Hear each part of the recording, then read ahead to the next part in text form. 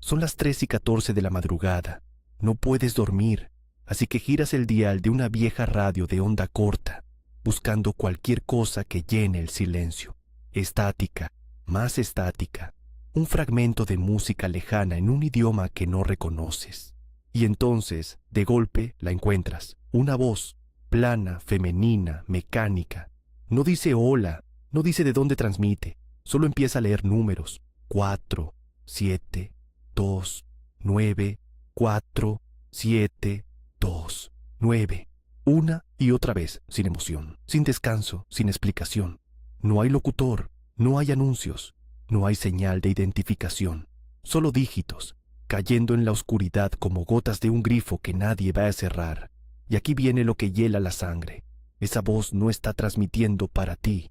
De hecho, si tú la escuchas, es casi un accidente, porque ese mensaje va dirigido a una sola persona en algún punto del planeta, y podría estar diciéndole que mate, que huya, o que espere. Bienvenidos a Expedientes del Internet. Hoy abrimos un caso que no es una leyenda ni un creepypasta. Es completamente real, está documentado, y lo más perturbador de todo, sigue ocurriendo mientras ves este vídeo. Hablamos de las estaciones numéricas. Empecemos por lo básico, por lo que sabemos que es cierto. Una estación numérica es una emisora de radio de onda corta cuyas transmisiones consisten en secuencias de números leídos en voz alta. Según los investigadores que las han catalogado durante décadas, se cree que estos mensajes van dirigidos a oficiales de inteligencia que operan en países extranjeros, y la mayoría de las estaciones identificadas utilizan síntesis de voz para vocalizar los números, es decir, voces artificiales generadas por máquinas, precisamente para que no puedas identificar a quién habla. No hay acento, no hay respiración, no hay humanidad, y no son un invento reciente ni una moda de Internet. Las estaciones numéricas se han documentado al menos desde la Primera Guerra Mundial y alcanzaron su máxima actividad durante la Guerra Fría. Piénsalo un momento. Antes de los teléfonos móviles, antes de Internet, antes del cifrado digital, un gobierno que quería enviar una orden secreta a un agente infiltrado a miles de kilómetros tenía un problema enorme. Cualquier mensaje podía ser interceptado, pero la radio de onda corta tenía una propiedad casi mágica. Una señal transmitida en las bandas de alta frecuencia podía rebotar en la ionosfera y viajar literalmente alrededor del mundo. Cualquiera con una radio comercial y barata, comprada en cualquier tienda, podía recibirla sin levantar la menor sospecha, sin cables, sin registros, sin dejar rastro. Durante muchos años, todo esto fue especulación. Los gobiernos jamás admitieron nada. Ninguna agencia de inteligencia salió a decir, sí, esas voces son nuestras. El silencio oficial fue absoluto, y ese silencio alimentó todo tipo de teorías, que eran señales alienígenas, experimentos de control mental, mensajes de contrabandistas de droga, o incluso transmisiones de una realidad paralela. Pero la verdad, cuando por fin salió a la luz, resultó ser tan fría y metódica como esas propias voces, porque llegaron los juicios, y con ellos la confirmación. Varios procesos por espionaje han confirmado la práctica. La condena de los 5 cubanos en Estados Unidos en 2001 y la detención de miembros del programa de ilegales rusos en 2010. Ambos casos implicaron el uso de transmisiones de números por onda corta para enviar instrucciones a agentes. Detengámonos aquí, porque este es el corazón del caso. El de los 5 cubanos no fue una teoría de un aficionado con papel de aluminio en la cabeza. Fue un juicio federal. La estación Atención de Cuba se convirtió en la primera estación numérica del mundo acusada oficial y públicamente de transmitir a espías, y fue la pieza central de un juicio federal por espionaje en Estados Unidos, tras la detención de la red avispa de espías cubanos en 1998. ¿Y cómo lo demostraron? Aquí es donde la historia se vuelve de película. Los fiscales afirmaron que los acusados anotaban los códigos numéricos recibidos de atención usando receptores de onda corta de mano marca Sony y los tecleaban en ordenadores portátiles para descifrar instrucciones de espionaje. El FBI declaró que en 1995 había entrado en el apartamento de un espía y copiado el programa de descifrado del código numérico de atención. Entraron en secreto. Robaron el software de descifrado y luego lo usaron para leer los propios mensajes que la estación llevaba años transmitiendo al aire libre, delante de todo el mundo, ocultos a plena vista. Y no fue un caso aislado. En ese mismo año, 2001, otra pieza cayó. Annabelle Montes, una analista senior de la Agencia de Inteligencia de Defensa de Estados Unidos, fue detenida y acusada de espionaje. Los fiscales federales alegaron que podía comunicarse con la Dirección de Inteligencia cubana a través de transmisiones cifradas de onda corta desde Cuba. Una analista de alto nivel, con acceso a secretos militares, recibiendo órdenes en forma de números leídos por una voz mecánica en su propia radio. Y años después, en 2006, Carlos Álvarez y su esposa Elsa fueron detenidos y acusados de espionaje, y el tribunal estableció que los acusados recibían asignaciones mediante transmisiones de radio de onda corta. Así que quede claro, porque esto es hecho confirmado por tribunales. Las estaciones numéricas son reales, y al menos algunas de ellas fueron y son herramientas de espionaje internacional. Ahora bien, ¿por qué números? ¿Por qué no simplemente hablar en clave? La respuesta es la parte más elegante y aterradora de todo el sistema. Se llama libreta de un solo uso, en inglés One Time Pad. La idea es esta. El agente tiene un cuaderno con páginas llenas de números aleatorios. La central tiene una copia idéntica.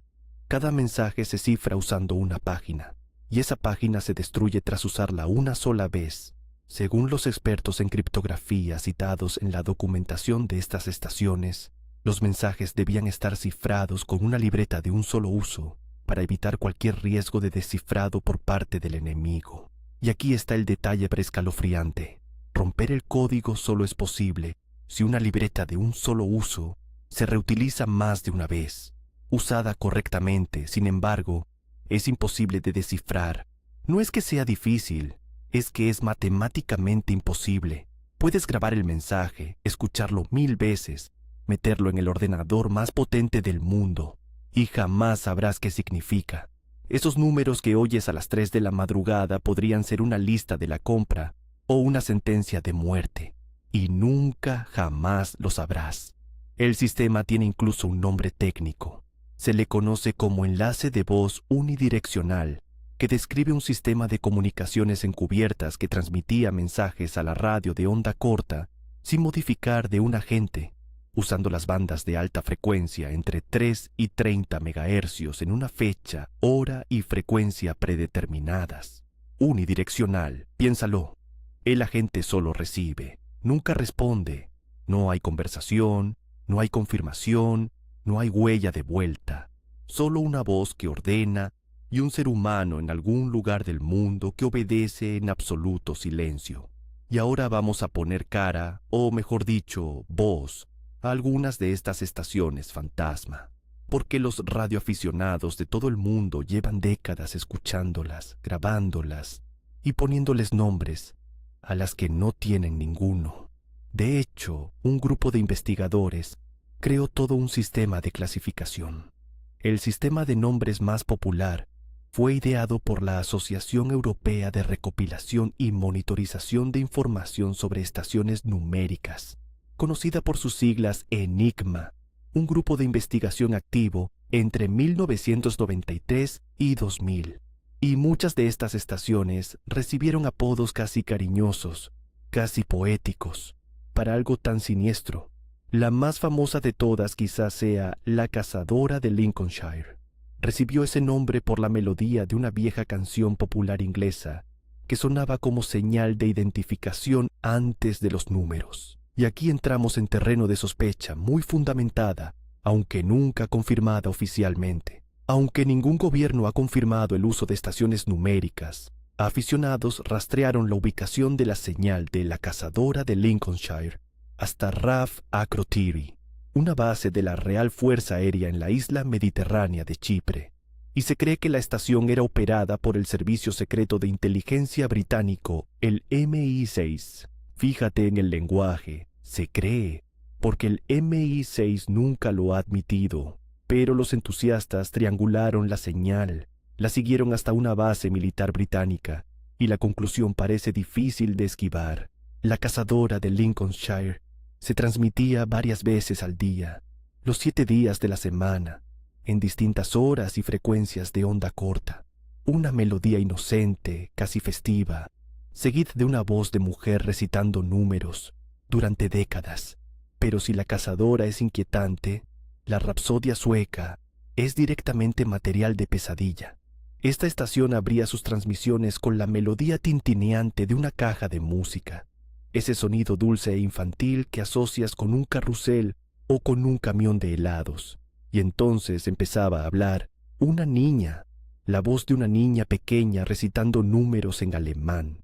Durante años, quienes la escuchaban se preguntaban con horror quién era esa niña y por qué leía códigos secretos. La verdad, revelada mucho después, es casi peor.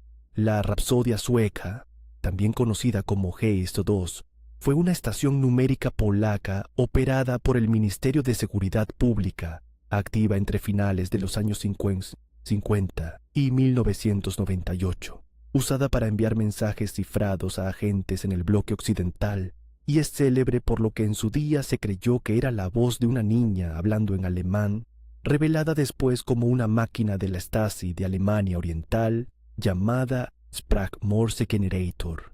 Nunca hubo ninguna niña. Era una máquina diseñada para imitar una voz infantil, quizás porque una voz inocente es lo último que sospecharías al escuchar órdenes de espionaje. Y el detalle final que te va a quitar el sueño. Documentos de la inteligencia polaca revelaron después que la melodía la producía una caja de música fabricada por la empresa Reuge, afinada para sonar como un camión de helados. Un camión de helados. El sonido de la infancia convertido en el heraldo de mensajes de vida o muerte. Y ahora, la reina de todas ellas, la estación que sigue emitiendo, ahora mismo, mientras hablamos, se la conoce como El Zumbador. Quizás la más conocida sea la rusa UVB-76, una versión mal transcrita de su primer indicativo UZB-76, que transmite en 4.625 kHz. Se detectó por primera vez a finales de los años 70 y se ganó el apodo de El Zumbador por su zumbido monótono de 24 horas. No lee números casi nunca. Lo que hace es peor en cierto sentido. Emite un zumbido que dura 1,2 segundos.